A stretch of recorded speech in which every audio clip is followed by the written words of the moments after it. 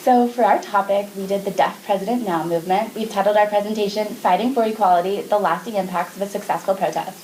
My name is Liz Williams. I'm Madison Ashbrook. And I'm Melanie Blank. So first, we're going to go into the background of the movement a little bit.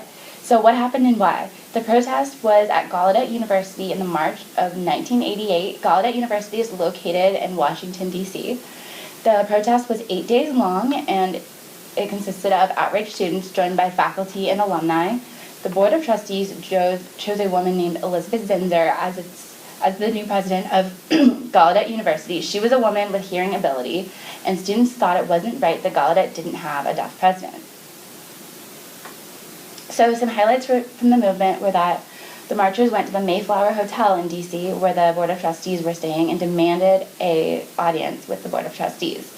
So the chair of the Board of Trustees, Stillman, actually allegedly said some cruel words about deaf people and had a dismissive attitude. Another part of the protest was that protesters barricaded the Gallaudet campus and boycotted classes. They also marched to the Capitol and gained support of congressmen. 4 students were chosen as leaders, making this an organized protest. The rallies held throughout the week had students burning effigies of Zinser and Stillman, and also holding signs advocating that they have a deaf president. They also gained local and national media coverage, making this a national issue. Zinser resigned on the 5th day of protests. So the protesters outlined their goals as fourfold. Zinser needed to step down and a deaf president be appointed immediately. Second of all, Stillman needed to resign from the board. Third of all, the Board of Trustees needed to increase its membership to more than half. Its deaf membership to more than half, excuse me. There would be no appraisals against any protesters. So this movement was successful. So Irving King Jordan, Gallaudet's first deaf president, was appointed. Stillman stepped down from the board, and the board worked to increase its deaf membership. So as Liz mentioned, Irving King Jordan was next appointed in 1988 at the end of the rallies, and he was born hearing, but an unfortunate motorcycle accident at the age of 21 caused deafness, and he, as we said before, was Gallaudet's first deaf president. He served for 18 years, and at the beginning of his presidency, colleagues doubted his leadership and communication skills. And then toward the end of his presidency, when he was ready to retire, he supported the appointed leadership of Jane K. Fernandez. So in overcoming the skepticism at the beginning of his presidency, he was coined for saying, deaf people are told all their lives, you can't do this and you can't do that. So he wanted to prove the doubters wrong and accomplish much in his presidency, which he did. He campaigned to build endowment from alumni and corporate contributors from the university. He attracted talented faculty to the university and associated facilities. He renovated historic buildings on campus, and he did this by using private money to improve campus facilities and other facilities around the campus. And he pushed to create the university's first doctorate program in psychology. So his presidency went beyond the gates of Gallaudet, and he made a difference not only for individuals of the institution, but he made a difference for society. And he fought and lobbied for better education for all differently abled individuals. So he wanted better access for those who are disabled. And then he lobbied for Americans with Disabilities Act, which provided more jobs and opportunities for those who are disabled, as well as lobbying for the Television Decoder Circulatory Act.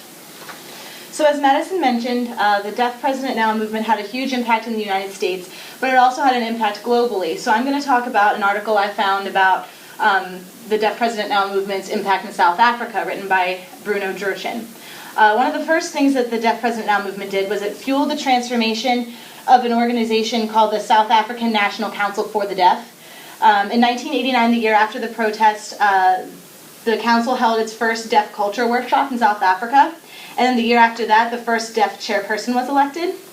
And in 1996, there was the first deaf national director of the council. And in 1997, with the having deaf leaders appointed, they renamed the council as the Deaf Federation of South Africa. And this sort of transforms this organization from an organization of deaf people to an organization for deaf people, which is a very important distinction to make. In 1999, South Africa sent a contingent of deaf people to attend the 13th World Federation of the Deaf Congress in Australia. The World Federation of the Deaf is a non-governmental organization of 133 national associations of deaf people, and it represents 70 million deaf people worldwide. And the Congress is a forum that they hold every 4 years. In 2007, the Deaf SA elected its first female national chairperson, which is a huge step. Secondly, the Deaf President Now movement served as an impetus for improving deaf education in South Africa. In 1996, the South African Schools Act was passed, and this mandated that public schools use South African Sign Language to educate their deaf students. The next year, the Integrated National Disability Strategy helped to develop education policy to promote and protect equal education opportunities for children with communication disabilities and to protect their language medium. In 2001, there was support for inclusive education, and in 2003 there was a march to publicize the various inadequacies in deaf education. So while a lot of acts have been passed in favor of improving deaf education, some of these measures have not yet been implemented, which shows that there's still some progress to be made.